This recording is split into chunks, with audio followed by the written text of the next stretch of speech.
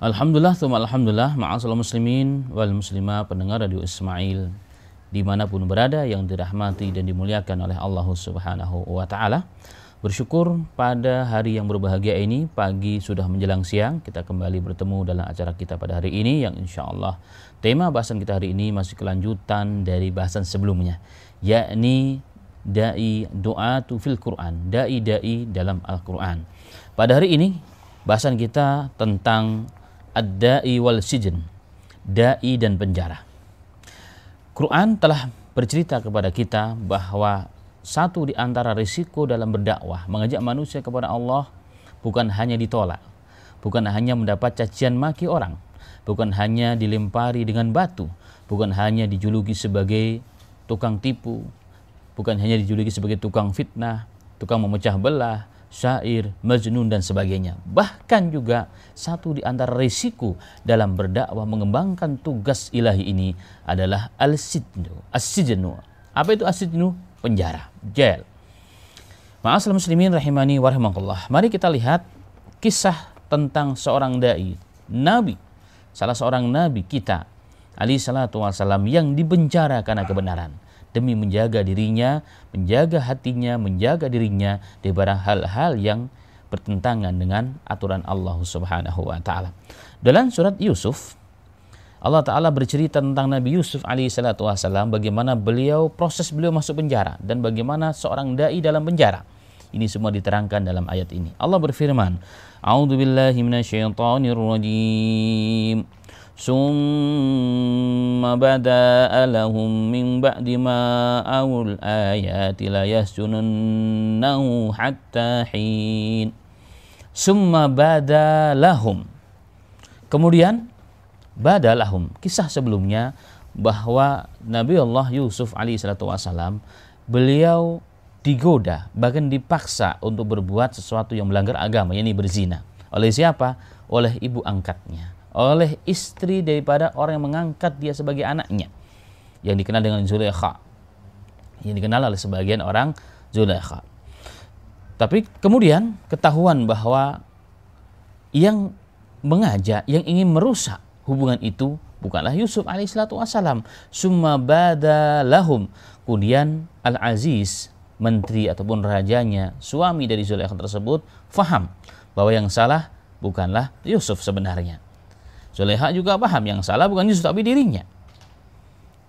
Dari mana? Dari mimba di marawul ayat. Setelah mereka melihat bukti-bukti, tanda-tanda. Karena Nabi Yusuf alaihissalatu wassalam ternyata baju bagian belakang ditarik, robek. Maka diberitahukan oleh salah seorang ahli dari keluarga Zulaikha. Karena Zulaikha mengaku bahwa dia yang dipaksa, dia ingin diperkosa oleh Yusuf alaihissalatu wassalam. Dia katakan, seandainya Yusuf yang memaksa, maka yang robek adalah baju depannya si perempuan itu. Tapi kalau sebaliknya, justru baju belakangnya atau baju depannya Yusuf, kalau memang Yusuf yang ingin memaksa. Tapi kalau yang robek bagian belakangnya Yusuf, baju belakangnya bagi dia yang dipaksa. Ternyata dengan bukti yang ada dan fakta yang ada di lapangan, baju belakangnya Yusuf alaihissalatu wassalam yang dirobek, bagi Yusuf yang salah. Dan ini dipahami oleh mereka, dipahami oleh Al-Aziz, oleh Zulaikha dan oleh ahli keluarga yang ada di situ. Kemudian demi untuk meredam fitnah, omongan orang, gunjingan orang, masa seorang ibu ingin berbuat zina dengan anaknya, anak sampai menolak dan seterusnya. Jadi, dan beliau adalah seorang wanita yang berkedudukan tinggi di zaman itu dan saat itu di antara kaumnya. Maka untuk meredam fitnah yang ada di mana-mana dan perkataan dan gunjingan orang kepada keluarga besar menteri tersebut, apa kata mereka? La yasjununnahu hatta hin. Maka baiknya Yusuf dipenjara saja. Jadi Yusuf dipenjara. Jadi banyak memang orang yang masuk penjara tidak harus bersalah. Ini buktinya. Al-Quran membuktikan bahwa Nabi kita Yusuf alaihissalatu wassalam tidak bersalah, tapi dipenjara, korban daripada fitnah yang ada. Korban dari apa? Dari keinginan seorang manusia untuk berbuat yang tidak baik, sehingga mengorbankan seorang Yusuf Nabi Allah alaihi salatu wassalam. Taib. Kemudian wadakhala ma'ahu sidna fatayani. Dan ternyata bersama Nabi Yusuf ada 2 orang lagi pemuda yang masuk penjara juga. Jadi Yusuf masuk penjara, kemudian ada 2 orang pemuda yang masuk penjara. Jadi seorang dai memang harus siap sampai tempat yang bernama penjara itu pun bukanlah tempat yang menghinakan seorang dai. Bukanlah kehinaan jika itu memang demi mempertahankan kebenaran, menjaga kesucian dirinya dan kesucian namanya. Yusuf alaihi salatu wassalam. Wa dakhala ma'ahu sitna fatayan, dan masuk ke dalam penjara tersebut bersama Yusuf 2 pemuda. Berkatalah seorang di antaranya, qala ahaduhuma inni arani aksiru khamra. Subhanallah. Satu orang di antara keduanya dia mengatakan, ya Yusuf, aku melihat dalam mimpi. Setelah mereka berada di dalam penjara bertiga, suatu malam salah seorang pemuda di antara keduanya mengatakan kepada Yusuf, ya Yusuf, aku tadi malam mimpi, aku melihat diriku dalam mimpi aksiru khamra, aku sedang memeras khamar, yang dimaksud memeras anggur kata para ulama tafsir. Jadi ini dulu adalah bekas penyaji minuman untuk raja, karena fitnah masuk penjara. Maka dalam mimpinya pun dia seakan-akan sedang menyiapkan minuman untuk raja. Ternyata yang satunya juga bermimpi juga, melihat sesuatu dalam mimpinya. Maka dia mengadukan kepada Yusuf. Wa qala al-akharu inni arani ahmilu fawqa ra'si khubza ta'kulu at-tayru minhu nabi'na bi ta'wilih inna naraka minal muhsinin. Maka berkatalah seorang pemuda yang satunya, ya Yusuf, aku tadi malam juga mimpi, aku melihat bahwa di atas kepalaku ada roti. Aku sedang membawa roti di atas kepalaku begitu, dipanggul begitu ya. Dia taruh di kepalanya. Tiba-tiba ta'kulu tayru minhu, tiba-tiba ada burung yang mengambil sebagian roti tersebut. Subhanallah.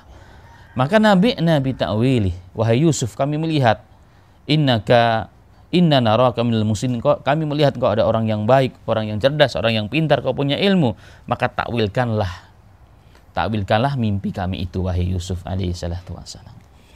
Jadi memang Yusuf alaihi salatu wassalam seorang dai Allah yang diutus oleh Allah di zaman saat itu banyak mimpi, takbir mimpi. Dia mimpi banyak, para ahli dukun banyak mentakbirkan mimpi. Maka Allah utus seorang nabi yang ahli tafsir mimpi. Itulah Yusuf, dan Allah tunjukkan ternyata.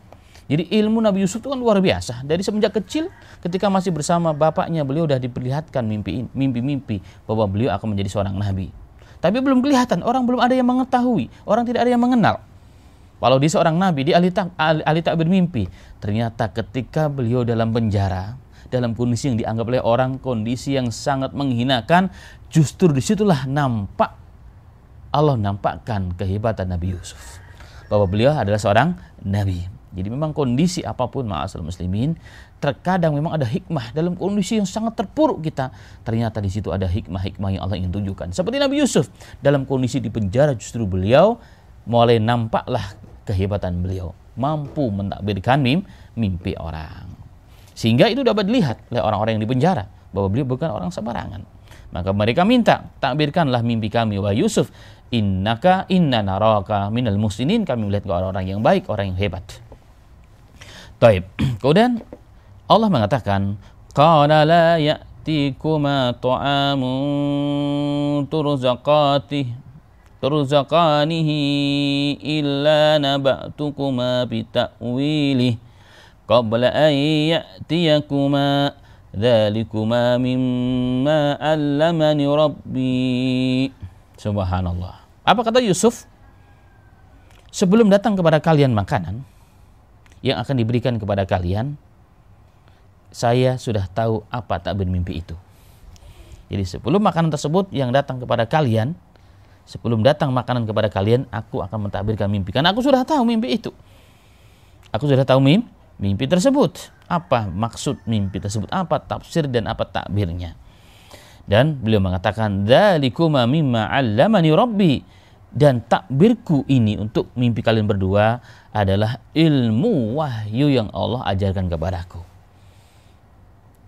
Jadi ilmu yang telah diajarkan oleh Allah kepada nabinya, kepada Nabi Yusuf alaihi salatu wasallam, menandakan beliau juga seorang nabi, karena nggak mungkin datang ilmu diajarkan tiba-tiba kalau bukan seorang nabi. Nabi Allah alaihi salatu wasallam. Ini taraktu millata qaumin, dan antum kalian perlu tahu wahai para pemuda dalam penjara, aku telah tinggalkan ajaran kaumku yang la yu'minuna billahi wa hum bil akhirati hum kafirun. yaitu orang-orang yang tidak beriman kepada Allah dan mereka bahkan tidak beriman adanya hari kebangkitan. Jadi aku diberikan ilmu oleh Allah, kenapa? Karena aku meninggalkan ajaran kaum kemaksiatan. Jadi orang kalau meninggalkan kemaksiatan, meninggalkan kekufuran, Allah akan ajarkan hidayah yang lainnya. Ini satu dalil juga sesungguhnya. Bagaimana kita akan mendapat hidayah, tapi kita nggak mau meninggalkan hal-hal yang lama, hal-hal yang bertentangan bahkan dengan fitrah seorang manusia. Kita penuhi hidup kita dengan maksiat dan dosa. Berat untuk mendapatkan hidayah penuju Allah Subhanahu wa taala. Nabi Yusuf alaihi salatu wasalam, salah satu di antara sebabnya beliau menjadi orang yang sangat hebat karena meninggalkan kaumnya yang tidak beriman kepada Allah dan hari akhir. Wa taba'tu millata abai Ibrahim wa Ishaq wa Yaqub. Dan aku mengikuti ajaran bapak-bapakku. Siapa bapakku? Kakekku Ibrahim. Kakek berikutnya adalah anak Nabi Ibrahim, Ishak, kemudian bapakku Yakub. Itulah bapak-bapakku. Aku mengikuti ajaran mereka. Ini apa ajaran mereka? Mentauhidkan Allah Subhanahu wa taala. Ma kana lana an nusyrika billahi min syai'. Tidak ada hak bagi kita, tidak layak bagi kita mensyirikkan Allah dengan sesuatu. Allah yang menciptakan kita, Allah yang menciptakan engkau dan saya, tapi kita menyembah selain Allah, meyakini ada Tuhan, ada kekuatan selain Allah Subhanahu wa taala. Itu tidak pantas dan tidak layak bagi kita. Dzalika min fadlillahi alaina wa 'alan nasi walakinna aktsaran nasi la yashkurun. Itulah karunia yang Allah berikan kepada kita. Jadi agama ini merupakan karunia yang besar yang Allah berikan kepada kita. Tetapi sayangnya kebanyakan manusia tidak mensyukurinya. Jadi dianggap agama itu satu penghalang untuk kemajuan zaman sebagaimana hari ini. Jadi zaman itu akan maju, negara akan modern, negara akan bahagia, akan sejahtera. Kalau meninggalkan agama, inilah pemikiran yang salah, pemikiran yang sesat yang jelas bertentangan dengan ayat ini dan ayat-ayat yang lainnya. Justru agama itu adalah rahmat. Rahmat. Dzalika min fadlillah, itulah keutamaan Allah yang Allah berikan kepada kita, karunia yang Allah berikan kepada manusia. Tapi sayangnya manusia tidak menganggap itu sebagai nikmat dan mereka tidak mensyukuri nikmat tersebut. Subhanallah. Kemudian Quran mengatakan wa ya sahibai sidni arbabun mutafarriquna khairun amillahul wahidul qahhar. Aku tanya sebelum ku takbir, aku sudah tahu takbirnya. Tapi ingin ku tanya kepada kalian, apakah mana yang lebih baik, wahai penghuni penjara, wahai dua orang penghuni penjara? Tuhan yang banyak, yang kita sembah, yang bermacam-macam. Kalau mau hujan ada Tuhan hujan, mau uang mau ada Tuhan uang, ya mau istri mau Tuhan istri dan sebagainya. Ini lebih baik apa hanya satu Tuhan? Yaitu Allah Subhanahu wa taala Al-Wahidul Qahhar, yang Maha Esa dan Maha Perkasa. Itu pertanyaan Yusuf alaihi salatu wasallam. Jadi ketika berdakwah diajak dialog biar masuk. Ya, biar masuk. Kalau dari satu arah kadang-kadang enggak masuk. Maka Nabi Yusuf tahu nih. Apalagi berdakwah sama teman, dengan dialog lebih enak, lebih masuk. Subhanallah. Ma ta'buduna min dunihi illa asma'an sammaitumuha antum wa aba'ukum ma anzalallahu biha min sultan. Inil hukmu illa lillah. Amara alla ta'budu illa iyyahu dzalika dinul qayyim walakin aktsaran nasi la ya'lamun. Yang kalian sembah ini patung-patung yang menjadi tuhan-tuhan yang begitu banyak ini, ya, yang begitu banyak ini punya nama-nama yang diberikan oleh bapak-bapak kalian sebelum kalian sesungguhnya. Ma'anzalallahu biha min sultan, Allah enggak pernah turunkan tuhan-tuhan yang kalian sembah ini. Patung-patung yang ada di mana-mana, Tuhan ini, Tuhan ini, Tuhan ini. Itu nama-nama bagi tuhan-tuhan kalian yang diberikan oleh bapak-bapak kalian. Dulu kalian sebelumnya Allah tidak pernah menurunkan ini sebagai hujah untuk kalian, untuk kalian sembah selain Allah Subhanahu wa taala. Subhanallah. Sesungguhnya hukum hanya milik Allah. Hukum di muka bumi ini hanya milik Allah, menyembahnya untuk Allah Subhanahu wa taala. Dan Allah perintahkan amara alla ta'budu illa iyyahu dzalika dinul qayyim. Dan Allah memerintahkan kalian agar kalian menyembah Allah, mengisahkan Allah Subhanahu wa taala, dan ajaran agama Allah adalah jalan qayyim, ajaran yang lurus. Ajaran lurus yang sesuai dengan akal manusia, hati manusia, fitrah manusia, tidak bertentangan dengan akal itu.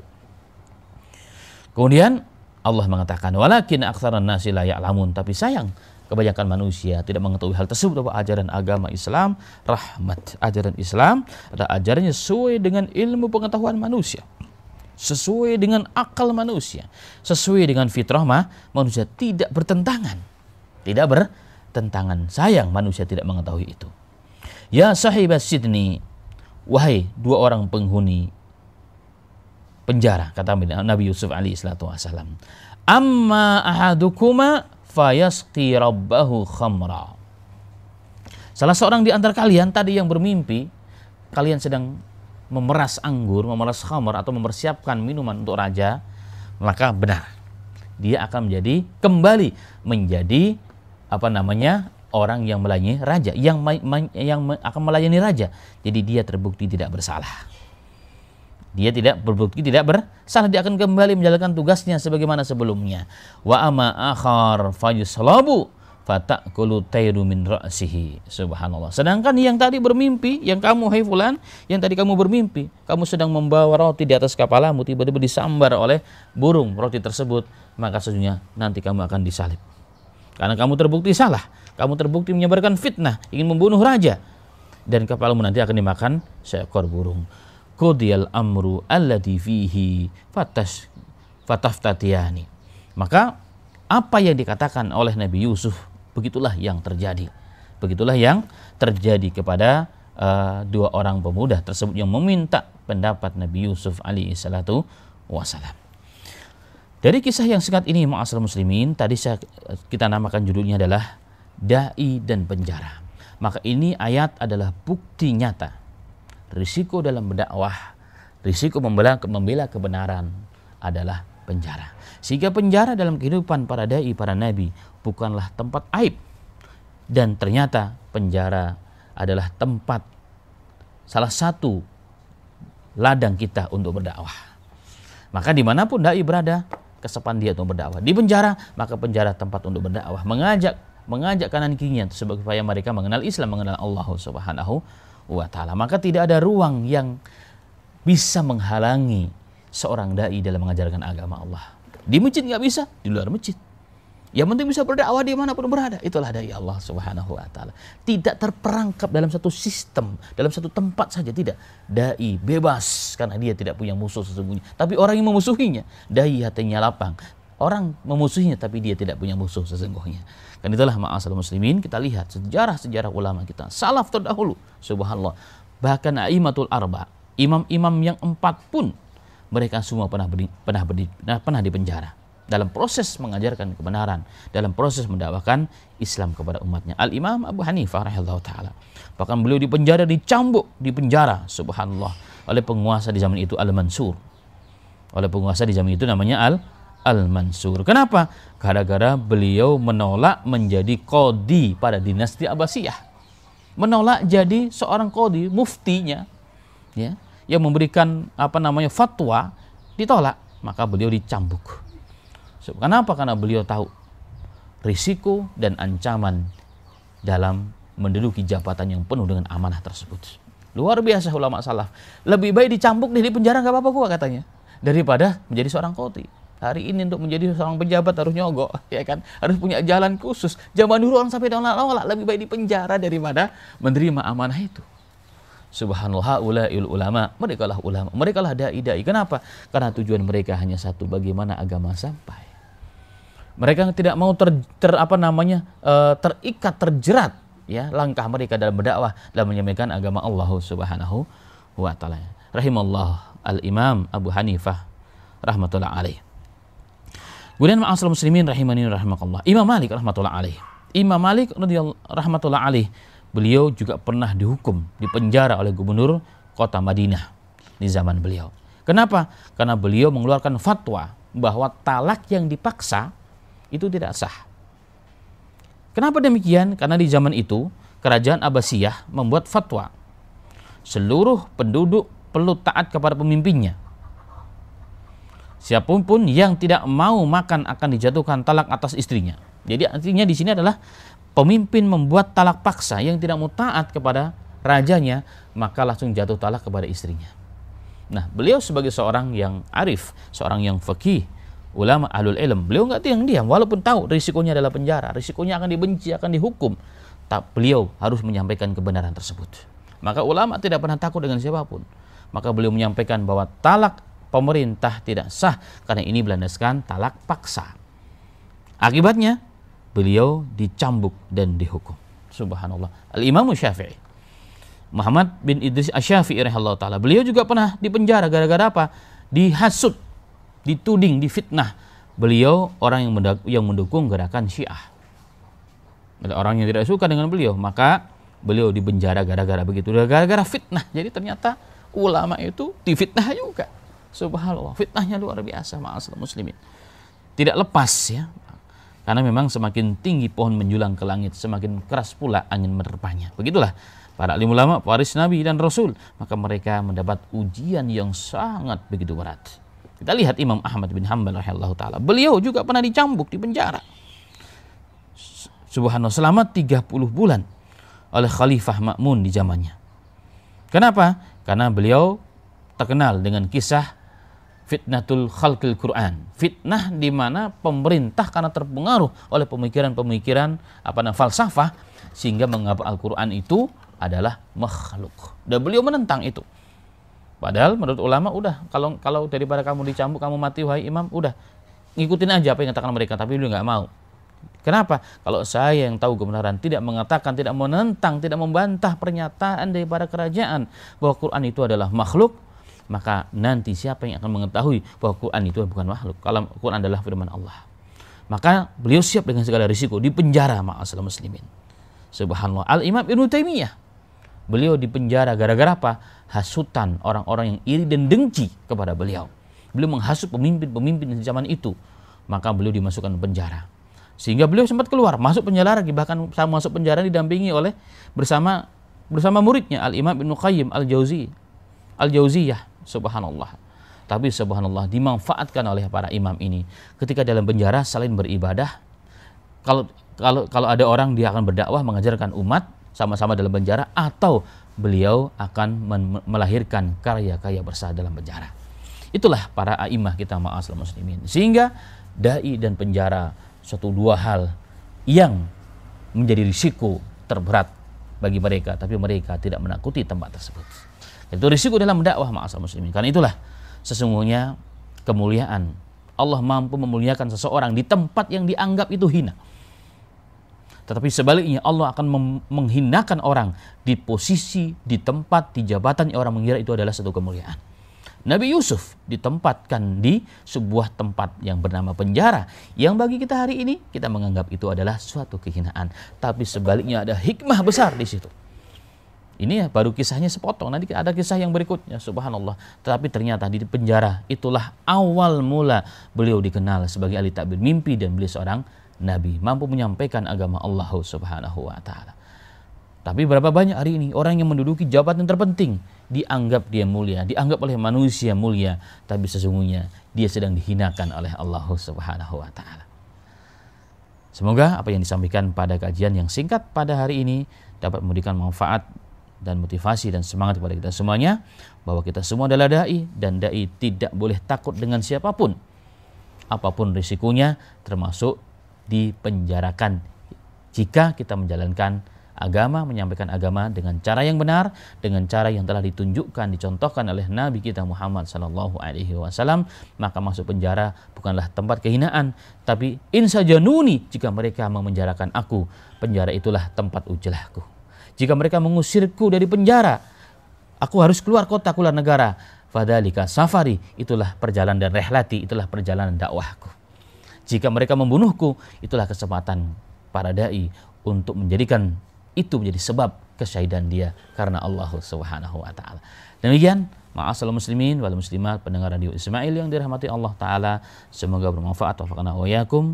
Saya kembalikan terlebih dahulu sebelum ditutup kepada host kita pada hari ini, fal yatafadhal mashkura.